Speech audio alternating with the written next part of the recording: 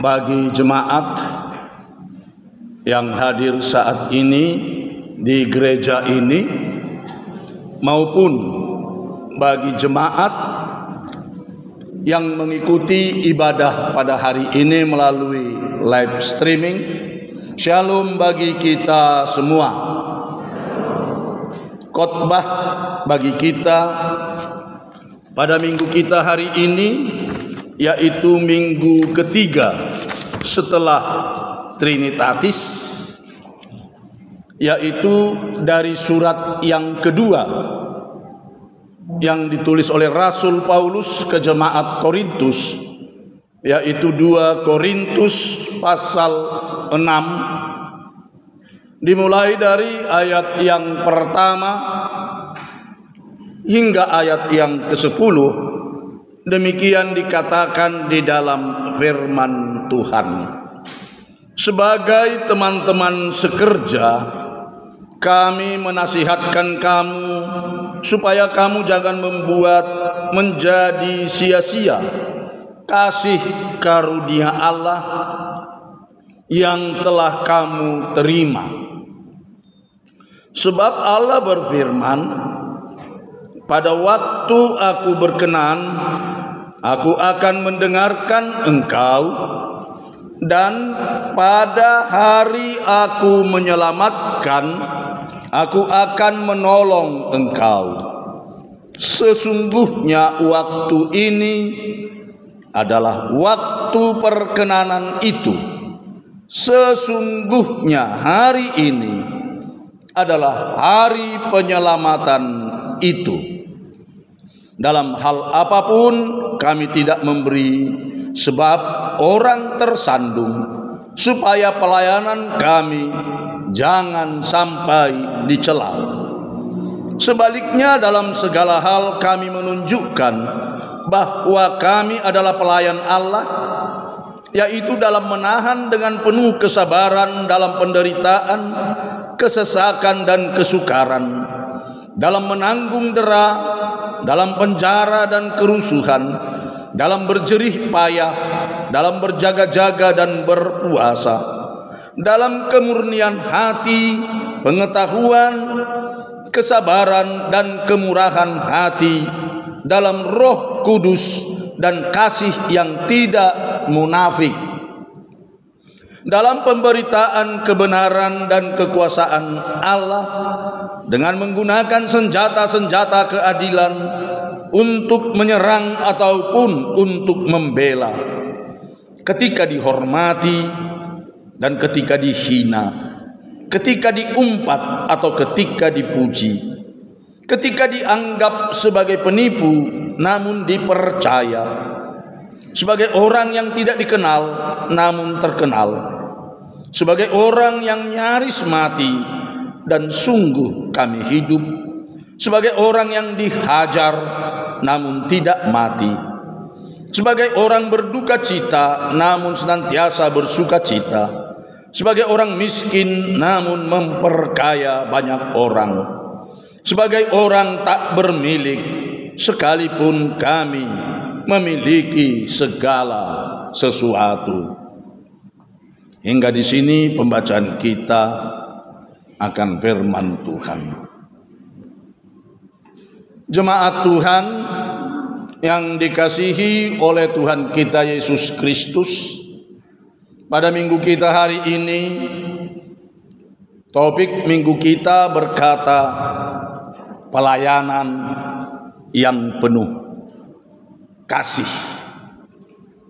Pelayanan yang penuh kasih. Dari kata pelayan. Saudara yang dikasihi Kristus, seorang remaja pulang dari rumah temannya dengan menggerutu dan berkata, enak saja nyuruh-nyuruh orang. Emangnya aku jongos dia? Emangnya aku babu dia? Emangnya aku pelayan dia? Rupanya di rumah temannya dia disuruh-suruh bagaikan seorang pelayan atau seorang jongos atau seorang babu atau seorang budak. Dia tidak senang disuruh-suruh melayani orang lain. Itu sebabnya Plato, seorang filsuf Yunani, berkata, siapa yang senang kalau harus melayani orang lain? Itu katanya, siapa yang senang kalau harus melayani orang lain? Mengapa Plato berkata begitu? Karena kalau kita tinjau kata pelayan itu berasal dari kata Yunani doulos. Doulos itu kalau diterjemahkan hamba, budak. Bahasa Bataknya hatoban. Lebih kasar lagi, maaf, japurut. Itulah kata doulos, pelayan. Jadi kata pelayan itu kalau dipakai di gereja sebenarnya berasal dari kata budak yang melayani tuannya, hamba yang melayani tuannya. Jadi siapa yang mau menjadi budak yang dapat dikatakan sebagai kelas yang paling rendah di dalam taraf kehidupan manusia di dunia ini? Kalau dalam agama Hindu inilah kasta yang paling rendah, yaitu kasta Sudra, golongan budak. Jadi tepat sekali apa yang dikatakan oleh Plato. Siapa yang senang kalau harus melayani orang lain? Tetapi saudaraku yang dikasihi Kristus, justru mengapa gereja memakai kata doulos ini untuk para pelayannya? Mengapa gereja abad mula-mula, bukan sekarang, abad awal mula-mula sekali, gereja telah memakai kata doulos untuk para pelayannya, yaitu sebagai hamba Allah. Itu masih dienakin bahasanya hamba Allah, sebenarnya budak Allah. Itulah arti kata doulos, hamba Allah. Sayangnya dalam bahasa Batak dia agak diangkat sedikit, tidak direndahkan. Kalau dalam bahasa Batak dikatakanlah jadi naposo. Padahal sebenarnya kalau mau diterjemahkan dulu, mungkin orang Batak dulu tidak senang kalau dikatakan hatoban, maka tidak dipakai istilah hatoban, tapi naposo. Sebenarnya itu adalah budak. Oleh sebab itu, sebagai seorang hamba atau budak, sudah seharusnya melayani tuannya dengan sepenuh hati, melayani tuannya dengan senang hati. Oleh sebab itu, kalau topik minggu kita hari ini berkata pelayanan yang penuh kasih, sebagai hamba Allah kita semua supaya melakukan pelayanan itu kepada siapapun dalam hidup kita adalah pelayanan yang penuh kasih, terutama kepada Tuhan. Bagaimana pelayanan yang penuh kasih itu rupanya? Pelayanan yang penuh kasih yang pertama adalah tidak menyia-nyiakan kasih karunia dan kesempatan yang diberikan oleh Tuhan Allah kepada kita. Jadi tidak menyia-nyiakan kasih karunia Tuhan Allah yang diberikan kepada kita, dan juga kesempatan yang diberikan dalam kehidupan kita supaya tidak kita sia-siakan. Itulah orang dalam pelayanan yang penuh kasih. Tidak menyia-nyiakan kasih karunia yang diberikan kepada kita. Ada seorang mahasiswa yang terpaksa harus berhenti kuliah karena ketiadaan biaya kuliah lagi.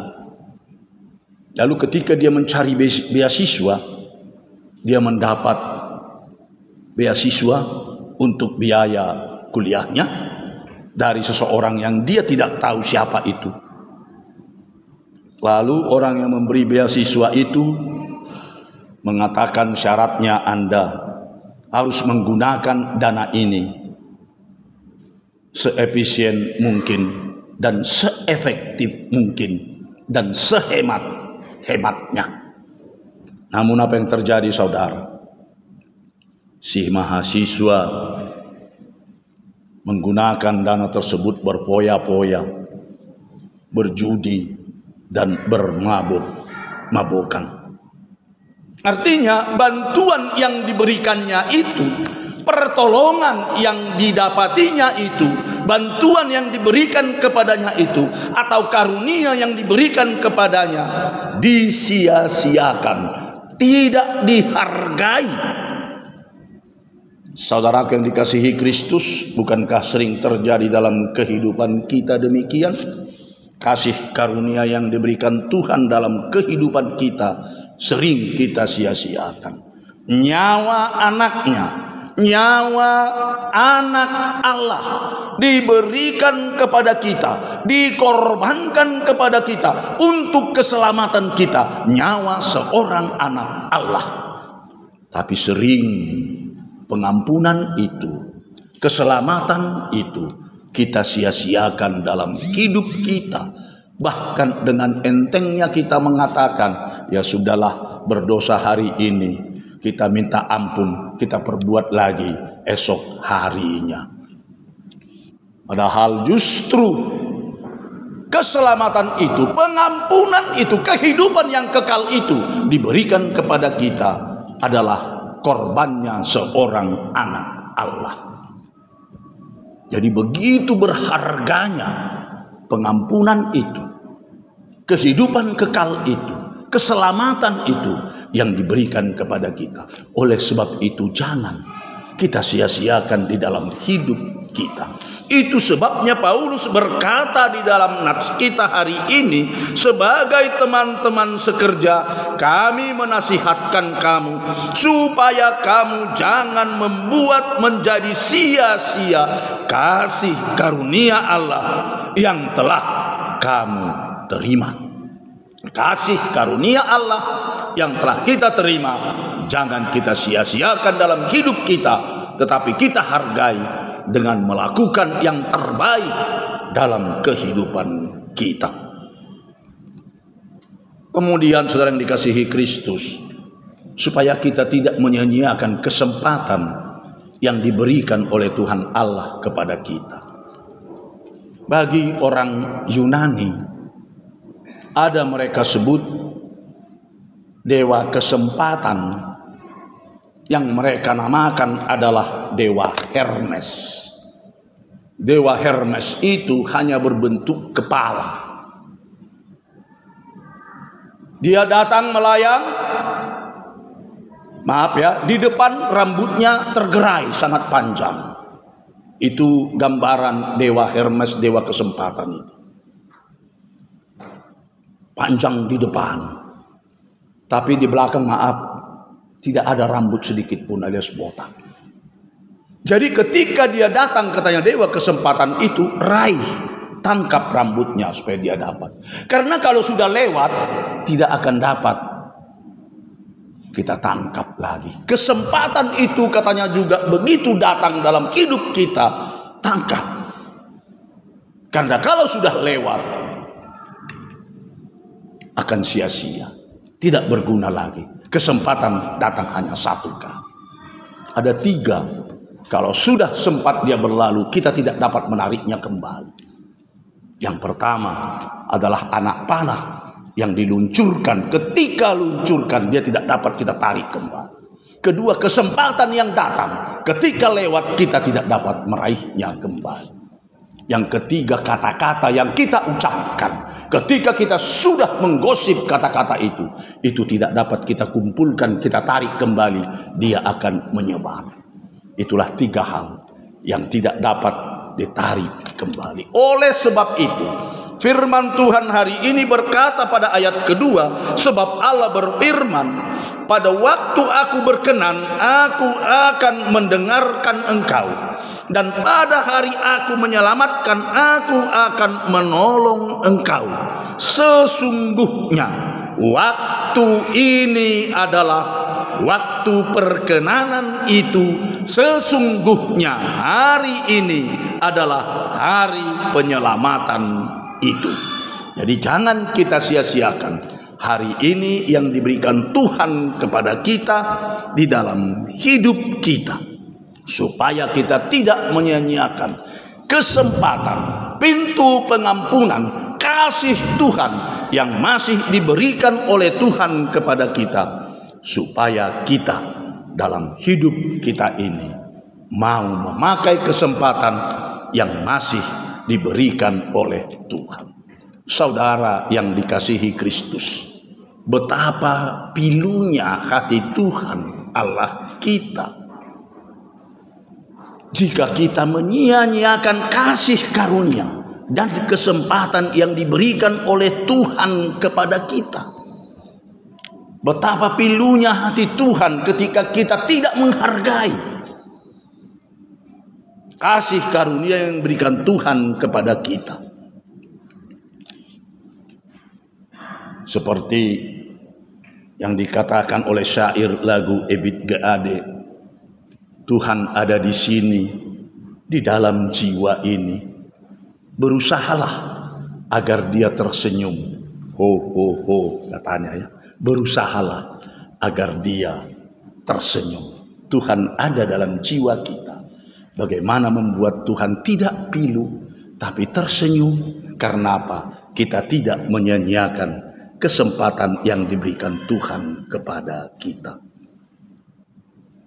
Saudaraku yang dikasihi oleh Tuhan kita Yesus Kristus, yang kedua di dalam renungan kita hari ini, supaya kita dalam hidup kita itu tadi tidak menyia-nyiakan kesempatan yang diberikan Tuhan kepada kita. Kita jangan menyia-nyiakan anugerah, waktu, kesempatan yang diberikan Tuhan kepada kita, agar pelayanan dalam hidup kita penuh kasih. Oleh sebab itu, saudara yang dikasihi Kristus, yang kedua di dalam renungan kita ini, bagaimana dikatakan sebagai pelayanan yang penuh kasih itu, supaya pelayanan kita tidak sampai dicela, supaya pelayanan dalam hidup kita ini tidak tercela di dalam hidup kita sehari-hari. Saudara yang dikasihi Kristus, pernah ada di sebuah jemaat AKBP di suatu desa, ya, mengangkat panitia pesta perayaan Natal. Rupanya panitia pesta perayaan Natal tersebut tidak melakukan tugasnya dengan baik dan tidak membereskan pekerjaannya dengan rapi. Lalu orang-orang pun berkata, maklumlah, namanya saja pun pelayanan. Begitu katanya, maklumlah, namanya saja pelayanan. Berarti yang namanya pelayanan ya tidak perlu berkualitas, ya tidak perlu artinya hal yang sangat-sangat betul-betul penuh dengan kualitas yang baik. Memang apa benar? Betapa seringnya kita melayani asal jadi, bahkan amburadul. Ini yang dikatakan oleh Rasul Paulus dalam pelayanan tadi, yang tercela. Dalam hal apapun kami tidak memberi sebab orang tersandung, supaya pelayanan kami jangan sampai dicela, katanya dalam ayat yang ketiga. Ketika kita datang beribadah ke gereja, ketika kita datang ke pertanian sektor, ketika kita melaksanakan ibadah di rumah, maupun melalui live streaming, maupun melalui acara yang dibagikan kepada kita, ketika kita memberikan persembahan kita, ketika kita memberikan gerakan 1.000 rupiah kepada dana pensiun HKBP, itu adalah juga melayani. Mari melayani Tuhan tidak acak-acakan, tapi lebih sungguh-sungguh kita melayani. Ada lagu dalam kehidupan Kristiani kita mengatakan, melayani, melayani lebih sungguh, melayani, melayani lebih sungguh. Tuhan lebih dulu melayani kepadaku, melayani, melayani lebih sungguh.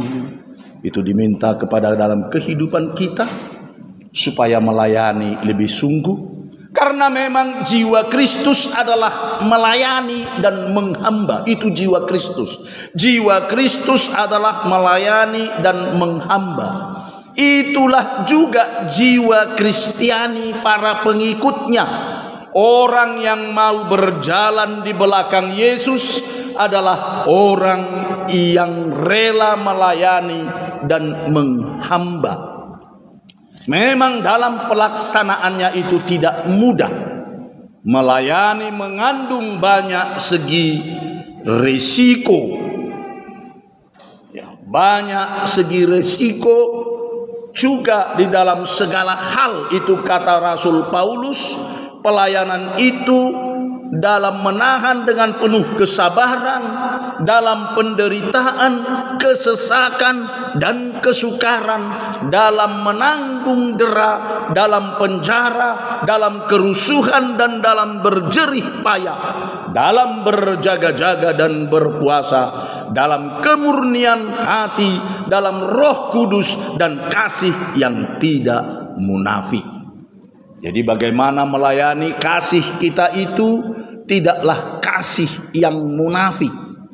Melayani adalah artinya mengosongkan diri kita ini, menempatkan kepentingan diri kita sendiri di bawah kepentingan Tuhan dan orang lain.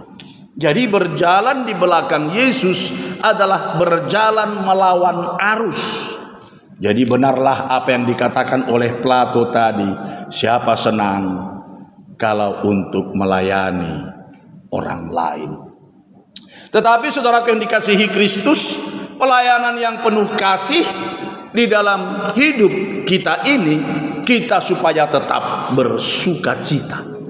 Supaya kita tetap bersukacita di dalam hidup kita melayani ini. Ada kadang-kadang dalam hidup itu tidak pernah bersukacita. Ada seorang ibu begitu, dia tidak pernah mampu bersukacita. Dia punya 2 anak.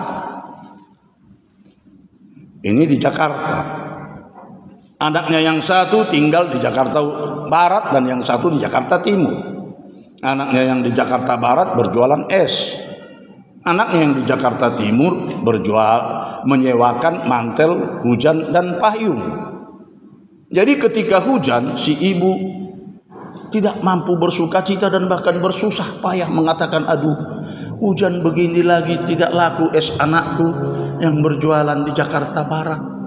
Ketika hari panas dia juga menggerutu, aduh, kenapa hari panas tidak laku lagi mantel hujan dan payung anakku yang di Jakarta Timur. Ya, hari tetap kalau tidak panas, ya hujan. Jadi kapan lagi dia bersukacita? Tapi suatu saat dia mendengar sebuah khotbah.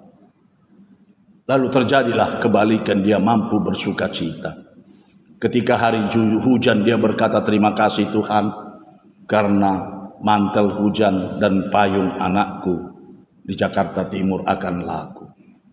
Ketika hari panas dia bersyukur Tuhan, dia bersukacita karena es anakku yang berjualan di Jakarta Barat akan laku.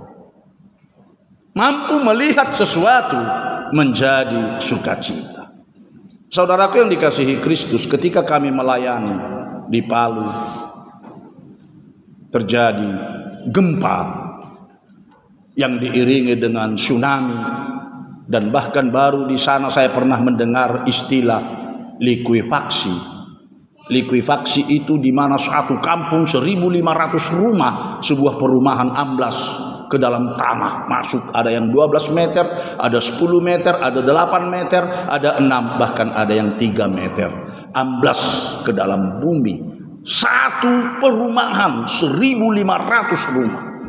Ada tanah yang bergeser, ada lumpur yang keluar dari tanah, menanam, menimbul perumahan-perumahan. Saya tidak pernah melihat hal yang demikian. Saya di sana melihatnya. Anak-anak saya di Jakarta menyangka kami bersama Ibu Inang sudah meninggal, sudah mati, diterjang oleh tsunami atau mungkin juga oleh lumpur tersebut yang terus disiarkan. Mereka terus menelepon kami, tapi tidak bisa, sinyal tidak ada. Karena listrik mati semuanya, bagaikan kota mati. Hubungan keluar tidak ada. Pesawat terbang tidak ada yang datang. Jalan rusak, tidak bisa masuk apapun kendaraan. Bagaikan kota mati. Lalu kemudian setelah sinyal ada, semua anak-anak pada menangis menelepon kami berdua. Dan mengatakan, "Pak, segera berangkat ke Jakarta. Di sini dulu Bapak istirahat. Jangan lagi di sana. Tinggalkan itu. Supaya Bapak selamat." Saya katakan, bukan hanya waktu jemaat bersuka cita saya mendampingi mereka bersama-sama dengan mereka, tapi bahkan ketika jemaat berduka cita, mengalami bencana, saya harus tetap bersama-sama dengan jemaat saya. Sampai tetes darah penghabisan, saya tidak akan tinggalkan kota Palu. Itu ucapan saya kepada anak-anak. Akhirnya semua mereka menangis. Dan kami tidak akan beranjak apapun yang terjadi, bersama-sama dengan umat untuk membuat mereka bersuka cita, untuk membangun kehidupan mereka, untuk mereka kembali lagi bangkit yang telah terpuruk oleh bencana ini, supaya semangat mereka tetap bangkit kembali. Akhirnya kami mendirikan posko peduli bencana HKBP Palu. Dan memang terima kasih bagi Tuhan, dana datang sehingga umat dapat bangkit kembali dengan berbagi kasih untuk dana. Saudara yang dikasihi Kristus, itulah yang dikatakan oleh Rasul Paulus mulai dari ayat 7. Dalam pemberitaan kebenaran dan kekuasaan Allah dengan menggunakan senjata-senjata keadilan, ketika dihormati dan ketika dihina, ketika diumpat dan ketika dipuji, ketika dianggap sebagai penipu namun dipercaya, sebagai orang berduka cita namun senantiasa bersuka cita, sebagai orang miskin namun memperkaya orang banyak, sebagai orang tak bermilik sekalipun kami memiliki segala sesuatu. Itulah kalau kita melayani pelayanan yang penuh kasih, pasti Tuhan memberkati, dan pasti Tuhan memberikan yang terbaik, dan pasti Tuhan akan membuat kita dalam hidup tetap bersuka cita. Oleh sebab itu saudaraku, mari kita dalam hidup kita ini, selama kita hidup, kesempatan masih diberikan Tuhan kepada kita. Hidup ini adalah kesempatan hidup untuk melayani. Ketika usia kita nanti tidak akan mampu lagi, lalu kita akan mengatakan hidup ini sudah jadi berkat. Amin.